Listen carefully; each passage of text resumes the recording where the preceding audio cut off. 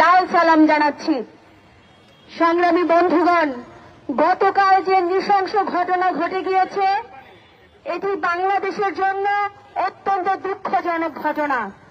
আমরা দেখেছি যে কিভাবে করে যে সংক্ষুব্ধ আদিবাসী শিক্ষার্থীবৃন্দ আমাদের যে পাঠ্যপুস্তক, সেই পাঠ্যপুস্তকে যে আজকে আমাদের সম্মিলিতভাবে যে গণ অভ্যুত্থান তৈরি হয়েছিল, বাংলার হিন্দু, বাংলার মুসলিম, বাংলার বৌদ্ধ এবং বাঙালি এবং আদিবাসী সকলে মিলে ঐক্যবদ্ধ হয়ে স্বৈরাচারী যে শেখ হাসিনা তার বিরুদ্ধে আমরা ঐক্যবদ্ধ হয়ে একটা গণ অভ্যুত্থানের মধ্য দিয়ে একটি নতুন বাংলাদেশ পেয়েছিলাম। আমরা দেখেছি তারই প্রতীক বাংলাদেশের আনাচে কানাচে ফুটে উঠেছে। আমরা দেখেছি কিভাবে করে সেই গাছ তৈরি হয়েছে। গাছের একটি পাতা হচ্ছে হিন্দু, একটি পাতা হচ্ছে মুসলিম, আরেকটি পাতা হচ্ছে বৌদ্ধ, আরেকটি পাতা হচ্ছে আদিবাসী। সেই আদিবাসীদের মধ্যে আমাদের সমতল এবং পাহাড়ের আদিবাসীরা রয়েছে। সেই আদিবাসীদের যে সংগ্রামের ইতিহাস, সেই সংগ্রামের ইতিহাস আমরা জানি।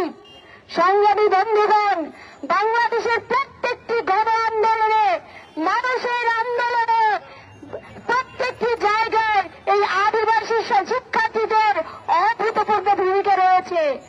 অথচ আমরা দেখলাম যে বৈষম্যহীন বাংলাদেশের আকাঙ্ক্ষায় যে ছাত্র জনতা জীবন দিয়েছে, আজকে ক্ষমতার যারা এসেছেন তারা এত পরিবর্তনহীন যে তারা আজকে কাদের কাদের হুঙ্কারে এই যে ভুলভাল কিছু সংগঠন তারা তৈরি হয়েছে 5 তারিখের পরে, সেই ভুলভাল সংগঠনের হুঙ্কারে তারা পাঠ্যপুস্তক পর্যন্ত পরিবর্তন করে ফেলছেন।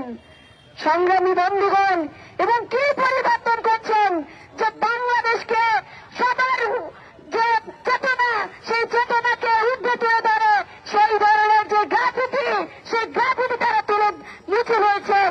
তারা কি করছেন আমরা দেখেছি। পাঠ্যপুস্তক যে পরিমার্জন কমিটি হয়েছিল সেই কমিটি তারা বাতিল করেছিলেন। সেখানে তাদের কারণটা কি ছিল? কারণ ছিল ঢাকা বিশ্ববিদ্যালয়ের কামরুল হাসান মামুন, উনি ওই কমিটিতে ছিলেন। কারণ ছিল ঢাকা বিশ্ববিদ্যালয়ের সমাজ বিজ্ঞান বিভাগের শিক্ষক, আমাদের লড়াই সংগ্রামের সাথী সামির আলী মিত্রা সেই কমিটিতে ছিলেন। ও কাঠমুল্লাদের হুঙ্কারে এসিপিবি সেই কমিটি তারা বাতিল করতে বাধ্য হয়েছে। আমরা বলতে চাই এটি কোন যে গণ আকাঙ্ক্ষা নিয়ে যে গণঅভ্যুত্থান হয়েছে সেই চেতনার পরিপূরক কোন কাজ নয়। আপনারা আজকে ক্ষমতায় বসে আজকে গণঅভ্যুত্থানের চেতনাকে প্রতিফলিত করছেন। আমরা এই সমাবেশ থেকে সেই সমস্ত কর্মকাণ্ডের তীব্র নিন্দা জানাই। একই সাথে এই সমাবেশ থেকে বলতে চাই অনতি বিলম্বে পাঠ্যপুস্তকের যে সেই জুনিয়র গ্রাফিতি যা আমাদের বাংলাদেশের সকলের যে ভূমিকা সেটিকে প্রস্ফুটিত করে সেই গ্রাফিতিকে পুনর্বহাল করতে হবে। এবং সেই দাবিতেই যখন আমাদের আদিবাসী শিক্ষার্থীরা গতকাল মিছিল নিয়ে যাচ্ছিল, আমরা দেখেছি কোন গণতান্ত্রিক দেশে এই ধরনের ঘটনা ঘটে না। আজকে গণতন্ত্রের জন্য জীবন দিলাম আমরা। সেই গণতান্ত্রিক দেশে আমাদের বন্ধুরা যখন কর্মসূচি ঘোষণা করেছে, তার পাল্টা কর্মসূচি ঘোষণা করেছে ওর যে স্টুডেন্ট ফর সভারেন্টি, এই ভুলপথ সংগঠন আজকে একটি সন্ত্রাসী গ্রুপ। তারা আজকে আমাদের দেশের যে আজকে সে আমাদের বন্ধন, সেই বন্ধনকে তারা মুছে ফেলতে চায়। সংগ্রামী বন্ধুগণ, এই পাল্টা কর্মসূচি প্রমাণ করে কিভাবে করে আজকে দেশে উগ্রবাদী যে ভাব মানুষ, উগ্রবাদী যে রাজনীতি, তার আজকে আস্ফালন আমরা দেখতে পাচ্ছি। এই সমাবেশ থেকে যারা হামলা করেছে গতকাল, সেই হামলাকারীদের প্রত্যেককে আজকে গ্রেপ্তার এবং বিচারের দাবি জানাই। সংগ্রামী বন্ধুগণ, একই সাথে বলতে চাই যে আজকে আমাদের বন্ধুরা সকালে মিছিল নিয়ে যাচ্ছিলেন, সেই মিছিলে পুলিশ যে ন্যাক্কারজনক হামলা করেছে সেই হামলারও আমরা তীব্র নিন্দা জানাই। সংগ্রামী বন্ধুগণ, আমাদের লড়াই শেষ হয় নাই, লড়াই চলবে যতদিন পর্যন্ত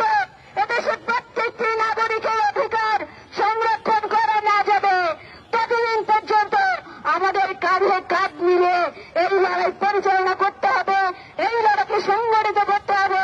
সেই লড়াই আমি ঐক্যবদ্ধ থাকবো, সেই প্রত্যাশা ব্যক্ত করে আমি আমার বক্তব্য শেষ করছি। সবাইকে ধন্যবাদ।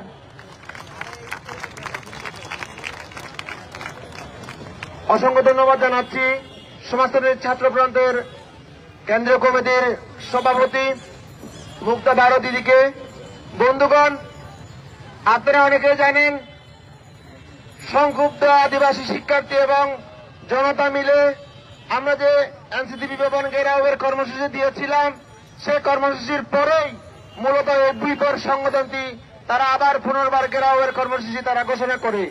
তাতেই বোঝা যায় তারা সেখানে মূলত একটি ন্যাক্কারজনক পরিকল্পনা হাতে নিয়ে তারা সেখানে গিয়েছিল। বন্ধুগণ, আমাদের সামনে এখন বক্তব্য নিয়ে আসছেন ছাত্র ফেডারেশনের কেন্দ্রীয় সাধারণ সম্পাদক আরিফ সৈকত ভাই। আমি আরিফ সৈকত ভাইকে অনুরোধ জানাচ্ছি আমাদের সামনে এসে বক্তব্য রাখবার জন্য। সংগ্রামী বন্ধুগণ, আপনাদের সকলকে বাংলাদেশ ছাত্র ফেডারেশনের পক্ষ থেকে সংগ্রামী শুভেচ্ছা জানাচ্ছি। আপনারা সকলেই জানেন আজকে আমরা এখানে কেন দাঁড়িয়েছি।